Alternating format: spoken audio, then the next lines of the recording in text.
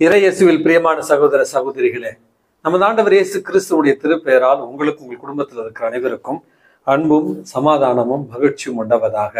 அன்புமிக்கவர்களே, ஜூலை மாதம் 28ஆம் தேதி தாயாம் திரு அவை புனித அல்போன்சா, இந்திய நாட்டினுடைய முதல் புனிதை, நம்முடைய மண்ணின் மைந்தர் என்று சொல்லப்படுகிற முதல் புனிதையாக இருக்கிற புனித அல்போன்சாவுடைய நினைவு நாளைத்தான் நம்ம கொண்டாடுகிறோம். அன்புமிக்கவர்களே, இவர் கடவுளுடைய தேசம் என்று அழைக்கப்படுகிற கேரள மாநிலத்துல பிறந்த ஒரு புனிதை. பிறந்த இளைய வயதிலேயே இவருடைய தாய் இறந்துவிட்ட ஒரு காரணத்தினால் தன்னுடைய தாயினுடைய சகோதரியுடைய வளர்ப்பில் இவர் வளர்ந்தார் என்றும், மிக இளைய வயதிலேயே தன்னுடைய வளர்ப்பு தாயினுடைய கண்டிப்புல இவர் வளர்ந்தார் என்று இவருடைய வாழ்க்கையில நம்ம வாசிக்கிறோம்.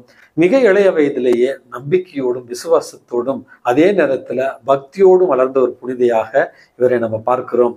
இவருக்கு 13-14 வயது நடந்த பொழுது இவருக்கு திருமணம் முடித்து வைக்க இவருடைய வளர்ப்பு தாய் முயற்சி செய்கிறார். அண்ணா என்று பெயரோடு அன்னக்குட்டி என்று செல்லமாக அழைக்கப்பட்டவர் தான் இந்த புனித அல்போன்சா என்பவர்.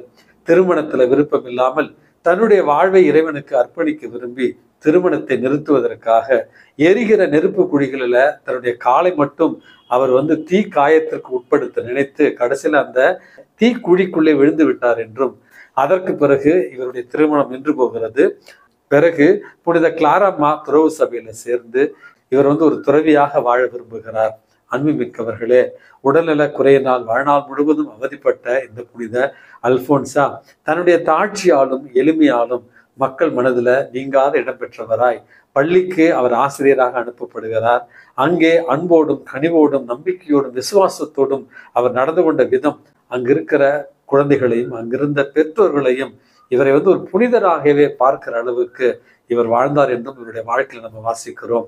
அன்புமிக்கவர்களே, வாழ்நாள் முழுவதும் அல்சர் நோயினால் அவதிப்பட்ட புனித அல்போன்சா அந்த துன்பத்தை இறைவனுடைய அதிமிக மையமைக்காக ஒப்பு கொடுத்து வாழ்ந்தார். காட்சி தியானங்கள் வாயிலாகவும் நமது ஆண்டவர் இயேசு கிறிஸ்துவனுடைய பாடுகளை தியானிக்கிற ஒரு புனிதையாக அவர் வாழ்ந்திருக்கிறார். அந்த விசுவாசத்தை மற்றவர்களோடு பகிர்ந்திருக்கிறார். பல நேரங்களில் விசுவாசத்திற்காக பரிகசிக்கப்பட்டாலும் அந்த பரிகசிப்பை கூட, அவமானத்தை கூட கடவுளுடைய அதிமிக மையமைக்காக ஏற்று மகிழ்ந்தவர் தான் புனித அல்போன்சா. நடக்கவிருக்கிற காரியங்களை காட்சிகள் மூலமாக காணுகிற ஒரு பாக்கியத்தை பெற்றிருந்த புனித அல்போன்சா தன்னுடைய இறப்பை கூட முன்னறிவித்தார் என்றும் இவருடைய வாழ்க்கையில் நம்ம வாசிக்கிறோம். அன்புமிக்கவர்களே, திருத்தந்தை புனித 2ஆம் ஜான் பால் அவர்களால் முத்தி பேறு பெற்றமும் திருத்தந்தை 16ஆம் பெனடிக்ட் அவர்களால் புனிதர் பட்டத்திற்கும் உயர்த்த பெற்ற புனித அல்போன்சா தாய் திரு நாடான இந்தியாவினுடைய தவ புதல்வி. இந்த புனிதையினுடைய பரிந்துரையால் நாமும் ஏழ்மையிலும் எளிமையிலும் துன்பத்தை ஏற்றுக்கொள்வதிலும் இறைவனை பின்பற்ற அவருடைய பரிந்துரையை இன்றைக்கு மன்றாடி செபிப்போம். அன்புமிக்கவர்களே, இன்றைக்கு நமக்கு கொடுக்கப்பட்டிருக்கிற நற்செய்தி வாசகத்துல நமது ஆண்டவர் இயேசு கிறிஸ்து இறை ஆட்சி என்பதை 2 காரியங்களில் இன்றைக்கு உவமையாக வெளிப்படுத்தி இருக்கிறார்.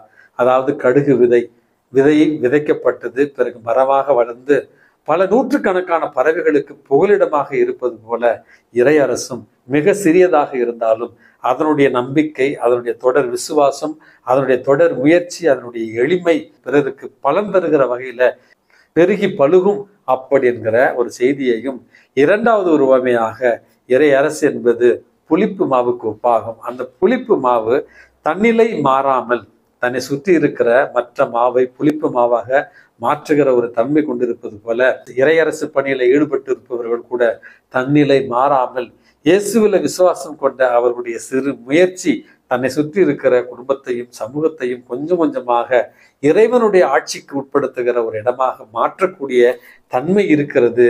ஆகவே இறை ஆட்சி என்பது படாபடத்தோடு அல்லது மிகப்பெரிய இறைச்சலோடு அல்லது பகட்டான ஒரு காரியங்களில வெளிப்படுவதல்ல.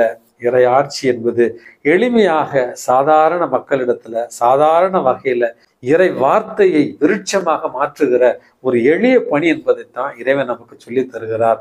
ஆகவே அன்புமிக்கவர்களே, இயேசுவை அறிவிக்கிற பணி, இறை வார்த்தையை அறிவிக்கிற பணி மிக பிரபலமான முறையில இருக்க வேண்டியது அர்த்தமல்ல. மாறாக எளிமையாக இருந்தாலே போதும் என்பதைத்தான் முதல் செய்தியாக நமது ஆண்டவர் இயேசு கிறிஸ்து இன்றைக்கு நமக்கு சொல்லுகிறார். அன்புமிக்கவர்களே, ஆறுகளை பற்றி கேள்விப்பட்டிருக்கிறோம். இமயமலையிலிருந்து தோன்றுகிற அந்த எவரெஸ்ட் போன்ற பனிபடர்ந்த மலைகளிலிருந்து தோன்றுகிற ஆறுகளை பற்றி கேள்விப்பட்டிருக்கிறோம். கங்கா, யமுனா, பிரம்மபுத்திரா என்று சொல்வார்கள்.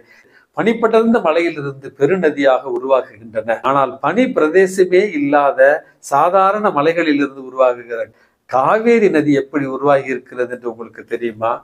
காவிரி நதி மிகப்பெரிய பனி படர்ந்த மலை பிரதேசத்தில் தோன்றுவதில்லை. சாதாரண குடகு என்கிற ஒரு பகுதியில பனித்துளிகளால் உருவாக்கப்பட்டு சொட்டு சொட்டாக உருவாகி சுனையாக உருவாகி திருநதியாக உருவாகி பெருநதியாக நமக்கு வந்து சேருகிறது என்பதுதான் இயற்கையினுடைய உண்மை. அன்புமிக்கவர்களே, அதுபோலதான் இறை வார்த்தை, இறை அரசு பணி என்பது உங்களிலும் என்னிலும் எளிய வகையில தொடரட்டும்.